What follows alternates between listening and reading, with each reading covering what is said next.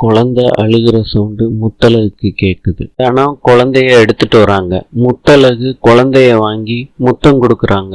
எமோஷனா அழுகுறாங்க. தனம் அத கோவத்தோட பாக்குறாங்க. வீட்டுல இருக்க எல்லாருமே சந்தோஷமா இருக்காங்க. கேக்குறாரு, குழந்தைய தூக்கிக்கிட்டு எங்க போனீங்க?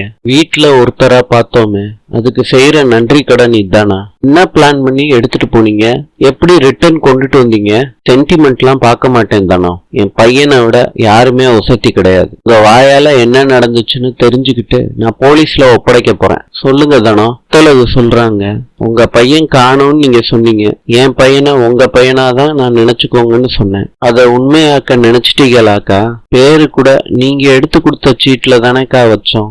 காரணம் தெரியாம உங்களை சும்மா விட மாட்டேன்க்கா. பேத்தா சொல்றாங்க, நாங்க இத்தனை பேர் சொல்றோம், கல்லு மாதிரி நிக்கிறீங்களே, நீங்க என்ன குழந்தைய கடத்துற குரூப்பா? உண்மையை சொல்லிருங்க தானோ, நாங்களே விட்டுறோம். புதன் ஸ்டேஷன்ல தான் உட்கார்ந்துருக்காரு. சொன்னா போதும், போலீஸ் வந்துடும். தனம் சொல்றாங்க, நான் சொல்லிடுறேன்மா, நீங்க நினைக்கிற மாதிரி நான் குழந்தைய தூக்கிட்டு தான் போனேன். உங்க யாருக்கிட்டையும் நான் சொல்லல. என் நினைவு தெரிஞ்சு நான் தூக்கிட்டு போலமா. என் ஃப்ரெண்டு அவசரம்னு ஃபோன் பண்ணா. குழந்தைய காத்தாட வச்சுக்கிட்டு இருந்தேன் தோட்டத்துல. சொன்ன நீங்க கூட பாத்தீங்கல்ல. இப்ப அவ போன் வந்துச்சு. குழந்தை இருக்கத மறந்துட்டு அவ வீடு முடிய நடந்து போயிட்டேன். போனதுக்கு அப்புறம் தான் கையில குழந்தை இருக்கேன்னு பதறி போயிட்டேம்மா. குழந்தை இருக்கதே என்னைய மறந்து தூக்கிட்டு போயிட்டேம்மா. அது என் தப்பு இல்லம்மா. இன்னும் அடிக்கிறாங்க தனத்தை. குழந்தை இருந்ததே தெரியாம நீ வாடி தூக்கிட்டு போயிருக்க. எப்படி கூச்சம் இல்லாம சொல்றத? எல்லாம் ஒரு பொம்பளையா? உன்னை நம்பி எவ்வளவு பெரிய பொறுப்பு கொடுத்துருக்கோம். தூக்கிட்டு போற வழியில குழந்தைக்கு ஏதாவது ஆயிருந்துச்சுன்னா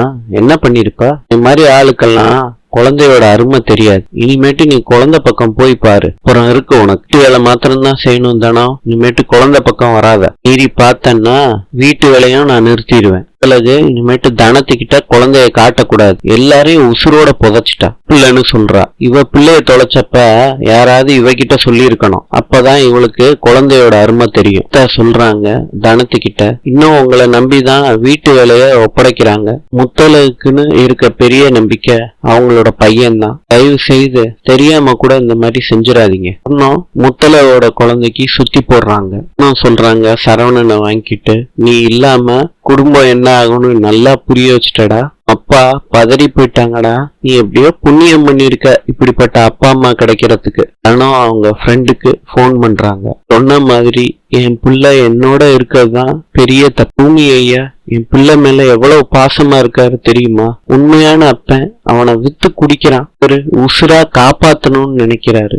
முத்தழகு என்னை விட பாசத்துல குறைவில்ல. சொர்ணம்மா இந்த வீட்டு வாரிசுன்னு சொல்றாங்க. உன்னோட எதிர்காலம் என் கண்ணு முன்னாடியே வருது. இந்த வீட்டுலதான் இருப்பேன். என் பையனோட பக்கத்திலேயே இருப்பேன். பேச்சு வீட்டு வாரிசாவே வளரட்டும். அப்புறம் நான் பேசுறேன், வச்சிடுறேன் போன சொல்றாரு முத்தழகு கிட்ட.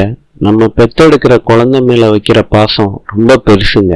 யாரும் இருக்காக, ஆனா பையன் பக்கத்துல இல்லையே, என்ன வாழ்க்கைன்னு எனக்கு தோண ஆரம்பிச்சிருச்சுங்க. வருவாளா முத்தழகு? இன்று ரஷ்யாவின் தலைநகரம் மாஸ்கோ. நாளை சந்திப்போம்.